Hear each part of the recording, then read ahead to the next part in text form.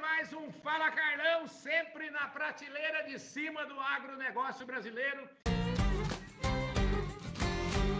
E quem está aqui comigo eu em Porangaba, ele lá em Jaguariúna, é o cientista político. Veja só, cientista político, já foi candidato a vice-presidente da República, o Christian Lobauer, que é o presidente da CropLife. Ô Christian, obrigado pela sua presença aqui no Fala Carlão mais uma vez, viu? Um prazer, Carlão, estar com você aí. Vamos uma prosa boa aí, sempre um prazer. Resgata um pouquinho do que é a CropLife para o pessoal se situar. Então, a CropLife é uma associação que foi criada no ano passado, no final do ano passado, para juntar 5 entidades do agronegócio que já existiam, né? A Andef, que é muito conhecida, de defesa vegetal, defensivos agrícolas, químicos, a ABCBio, que era a Associação dos Biológicos, defensivos biológicos, a Agrobio, que era a Associação das Empresas de Biotech, de biotecnologia, e a Braspov, que também se unificou aqui, se juntou a nós, que é as empresas, os obtentores vegetais, as empresas com sementes geneticamente modificadas. E além disso veio o CIB, que era o Conselho de Informações de Biotecnologia, que era um think tank que produzia material de biotech junto com as universidades para ajudar na CTN-Bio, ajudar a imprensa, enfim, todo esse universo de conhecimento. Tudo isso se juntou numa instituição só. É um movimento que o Brasil fez, é inédito no mundo, porque CropLife é um termo e é uma instituição, uma marca internacional. Existe a CropLife Internacional, a CropLife Estados Unidos, CropLife Japão, CropLife Ásia, África, América Latina, e o Brasil não tinha essa instituição.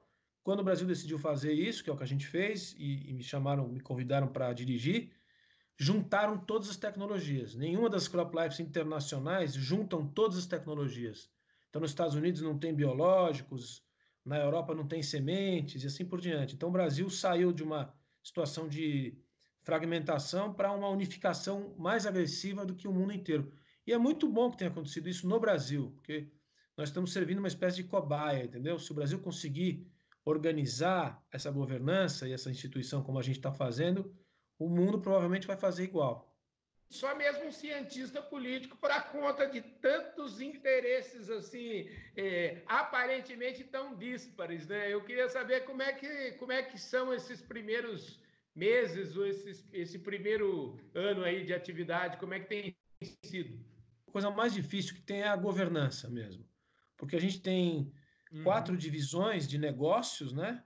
Que são essas 4 que eu acabei de falar: é defensivo, biodefensivo, sementes e biotecnologia, cada uma com um diretor. A gente tem uma governança diferente, uma governança onde os grandes, vamos dizer assim, cederam uma parte do seu peso para as pequenas, mas é sempre um trabalho de costura, de interesses, etc. Estamos indo bem até. Eu acho que para esses primeiros 6 meses de trabalho aí, nós estamos indo bem. Ainda tem uma aprendizagem aí, porque é uma instituição muito diferente das outras.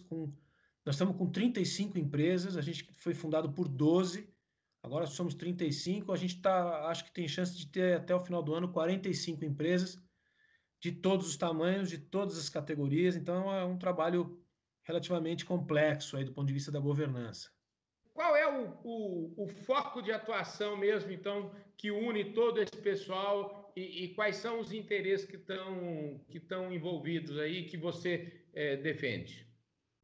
São 3, Carlão, são 3 coisas que a gente faz. A primeira a gente chama de advocacy, né? Quer dizer, a representação de interesses na formulação das regras do jogo. Então, é o jogo com as autoridades públicas. É muito congresso, muito agências regulatórias, né? Todo o universo institucional de Estado que formula as regras. A gente tenta influenciar na formulação das regras, no modelo de aprovações regulatório. Isso demanda muito tempo. São temas complexos, tem legislação para tudo, legislação de semente, legislação de defensivo, legislação de biotech, edição gênica, como é que vai ser a nova lei de edição gênica, e assim vai. Todo esse universo legal, né? Depois tem uma parte de comunicação institucional muito importante. Nós somos parte da indústria de insumos do agro, a gente está junto com o pessoal do agronegócio, a gente tem que comunicar, aí o nosso caso é muito sensível, porque a gente tem produtos que têm problemas de compreensão aí no mundo inteiro. A gente vende, para quem não gosta, agrotóxico, né? A gente vende produto geneticamente modificado. Então, tem uma agenda de resistência aí, muito importada da Europa, para dizer a verdade, que Uhum. muito difícil de lidar. Então, a comunicação é muito importante. Você estar presente, explicar, publicar, debater com as forças que são contra o que a gente faz, que acham que a gente vende veneno, que acham que a gente utiliza mal o produto, que o produtor não sabe usar, que contamina os Uhum. alimentos. Todo esse universo muito pesado de agenda, muito contra o que a gente faz, que, na verdade, o que a gente faz é um desenvolvimento de tecnologia para o produtor rural ter mais produtividade. A gente tem consciência disso numa agricultura tropical, que é muito mais complexa do que as temperadas. No entanto, a gente produz muito mais alimento, com muito mais produtividade, mais competência. Por quê? Porque tem tecnologias disponíveis, entre elas as que as empresas que estão na CropLife fornecem. Então, a comunicação é muito Perfeito. importante, tirar da cabeça das pessoas essa ideia ruim de que a gente vende químico, químico faz mal, que polui, que tem efeito no alimento, tudo isso é um trabalho muito intenso. E Uhum. finalmente a gente tem um trabalho institucional, mais além de comunicação e de governo, de avançar nas agendas de treinamento do produtor, né, de boas práticas. Então a gente Entendi, tem que entendi. ajudar o produtor a usar o produto direito, né? Porque muitas vezes você sabe como é que é, você compra um medicamento, você tem que ler a bula. Se você não ler a bula, você vai tomar 10 Entendi. aspirinas e tomar uma, você vai passar mal. Então é a mesma coisa, tem que usar o produto direito. A gente tem responsabilidade sobre isso, vale para semente, vale para biodefensivo. Então, ajudar o produtor, né? Educar, no bom sentido, o produtor. Institucionalmente, acho que você fez uma fotografia maravilhosa aí do que é a Crop Life. E agora eu queria falar um pouquinho, tratar um pouquinho de miudeza com você, né? A gente falando aqui do agronegócio, a gente sabe que temos alguns problemas, principalmente problemas ligados a fluxo de caixa, crédito. Eu queria que você fizesse uma reflexão de como que você imagina que será a próxima safra diante dessas coisas. E antes de entrar nessa discussão, falar um pouquinho sobre as coisas que estão aí pendentes, a questão principalmente a questão de crédito, principalmente o crédito da próxima safra, a inadimplência, o adimplência, enfim. Queria que você falasse um pouquinho dessa miudeza toda aí que é importante, né? Não, é importante porque, em função do quadro que a gente está vivendo, Uhum. tem uma espécie de tempestade, como é que é? Tempestade perfeita, né? De um lado, a gente tem uma possibilidade grande de ter uma safra tão boa quanto a de 2020. Tudo indica que, considerando aí clima, área, mercado, preço, câmbio, a gente tem grande chance de ter uma boa safra. Uhum. A indústria de insumos, em especial a nossa, que produz defensivos, ela é tem uma parte pequena aí, mas importante do financiamento indireto, porque o produtor precisa ter produto, precisa ter financiamento para ter os seus insumos para poder, no final, entregar o produto. E a gente tem algumas empresas, uma boa parte das empresas nossas faz barter, utiliza instrumentos de adiantamento de produto em troca de grão no final, né? E em função de Uhum. algumas coisas, entre elas essa incerteza que se criou, essa ausência de crédito por causa da pandemia, os bancos puxaram o crédito, e a Uhum. escassez de recurso é grande, além Uhum. dessa questão da recuperação judicial que está sendo debatida aí no Congresso, que gera uma incerteza jurídica sobre o compromisso de se cumprir as CPRs, né, as cédulas do produtor rural, que são um instrumento de lastro para que as empresas possam adiantar o produto para o produtor e depois ele possa lá na frente entregar.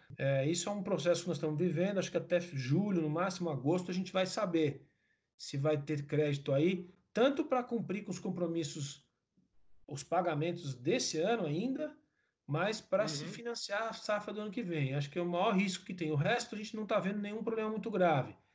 A questão é muito mais de recurso disponível no mercado para pagar todo o processo. Até final de agosto, a gente já está sabendo o que vai acontecer na safra 21, então, né? Já vai saber um pouco antes até. Você vai começar a ver em junho, julho, como é que o mercado Uhum. vai se comportar. O próprio Ministério já está preocupado com isso, está observando esse processo, porque a pior coisa que pode acontecer é uma safra que poderia ser uma maravilha, mas ela ficar sem financiamento, né?